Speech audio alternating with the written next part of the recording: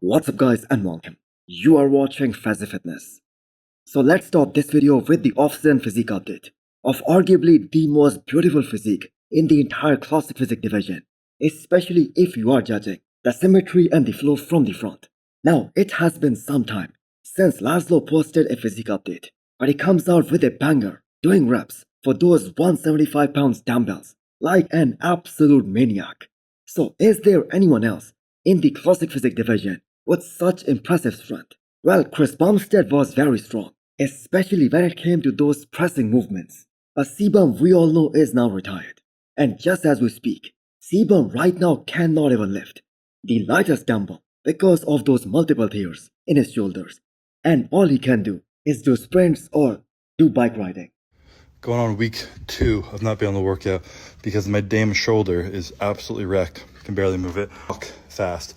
If I walk too fast, it bumps and hurts my shoulder. But I came to the gym because I was just missing it. I felt like sad. It sucked not being able to work. So coming back to Laszlo, who weighed 279 pounds in this update. So does that mean we could potentially see a switch from the classic physique to the men's open bodybuilding?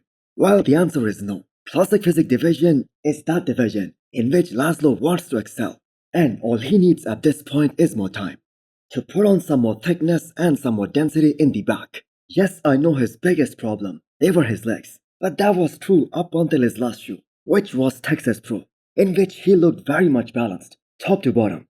And although I believe that was an epitome of classic physique, but the judges gave him 4th place at that show, and most of us did not agree with the results at that show.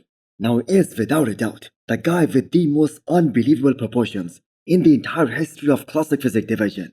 But we have no idea how will he make some significant improvements in his physique with such a strict weight cap. That is the biggest hurdle in Laszlo's physique progression.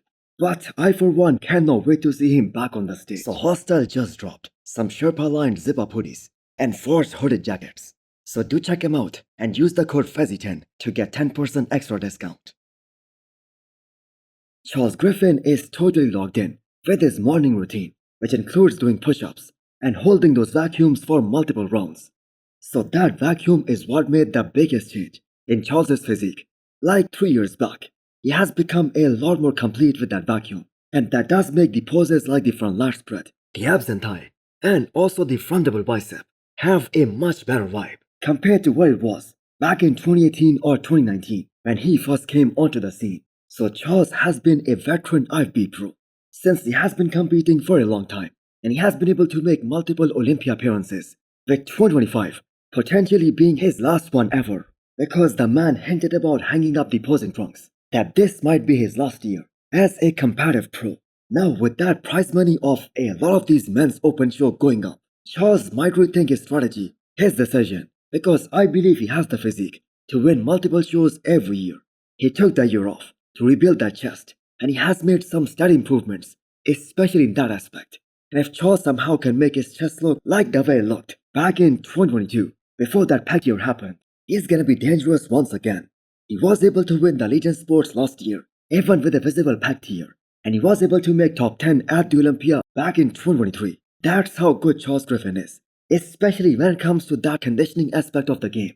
And I guess the only big weakness that Charles has at this point is that he doesn't have any freak factor, no big presence on the stage, because he isn't the biggest or the widest guy.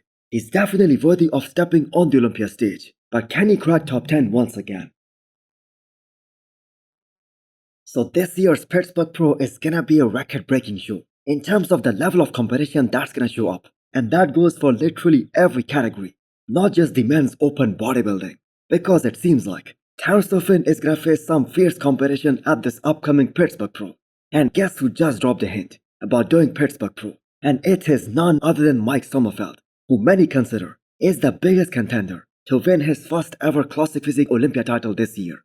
Yeah, I think there's something going on in Pittsburgh, right? Yeah. It's called the Pittsburgh Pro Show. Oh, this is why my calendar is blocked. Okay. Yeah, like I already know that I'm going to be there. The guts to enter another show even after the Arnold, when all these other guys like Ramondino or Sklashinsky, they are taking the whole year off to be fully fresh for this year's big show later in October, because this time C-Bum isn't gonna be there. There is no defending champion, so that title is up for grabs. So Mike, I have got to say, must be feeling very motivated because he will literally be prepping for the entire season. And maybe that makes sense, as he is going to be maxed out in terms of that weight cap. Now Mike, we all know, is more denser and more muscular looking guy than any other man in classic physique division. And all he has to do is to repeat that Olympia 2024 package. And I have got to say, it's going to be super hard to beat. Guys, Gorilla Wear is offering a massive discount of up to 70% right now. Use the code Fazi10 to get 10% extra discount. Next up, we have an update from Regan Grimes. So he is now getting into his zone for his comeback show, because the last time we saw him on the stage, that was at the Olympia 2023. So the prestigious New York Pro is gonna be that show where he's gonna make his comeback, and hopefully this time he won't have those gaps in his physique, which have kept him from being the first call-out guy at the Olympia, as this has been his vision all along, to be top 6 at the Olympia this year. So with Regan still struggling to compare with all these big guys in terms of size, I believe him doing classic physique, that was the biggest mistake of his career. Right there, he wasted one valuable year that he could have utilized to get bigger, to put on more muscle, but that is in the past now. So Regan was spotted training with 2x 212 Olympia champion Keon Pearson. And what bigger motivation than to train with a guy who could have been easily in the top 6 in the men's open, even with that 2024 Olympia package that we saw from Keon Pearson. Now Regan has a very big frame. He's a very wide guy, so he can put on a lot of muscle without the risk of even being slightly blocky. Now, he does need to show up with bigger quads, because as you guys know, he called out Nick Fokker a few weeks ago that is gonna beat him at the New York Pro. So this is gonna be a big tester for a guy like Regan. Now he must have a plan B in case he doesn't win the New York Pro, because in order to qualify for the Olympia, he has to be very realistic and he needs to have a plan B. Next up, we have a 1 week out physique update from Wesley Vissers. Now this goes without saying, those are the best shoulders in classic physique division right now. Very detailed, deeply striated, and the conditioning looks absolutely insane right now. Now Wesley admitted in his recent YouTube video that he pushed his conditioning way too hard for the Olympia last year. We kept on noticing that he was already 6 weeks before the Olympia, which isn't exactly the best formula, as you only have to be show ready for that particular day. And this has been his strategy for this upcoming Arnold. Remembering this prep is about a week and a half ago, my coach literally said, you know that I'm a man of few words, but you really do make me happy right now, Wesley. I am the underdog. I want to bring back the belief in me that people may have lost at the Olympia, and also, of course, being able to provide for my family. Now Wesley knows what's at stake here. He wants to rebuild that lost reputation and all that hype that he lost from one bad showing, which was the Olympia last year. Although he's the reigning Arnold champion, still he isn't the favorite here, which is something rare. Now all we need to see is bigger legs from Wesley, and that is what has been missing from his physique. And this is what he promised during the start of this prep, that the legs will surely be improved this time. So what do you guys think are the chances of Wesley at this show? He has committed to doing Detroit Pro as well, in case the Arnold doesn't go his way.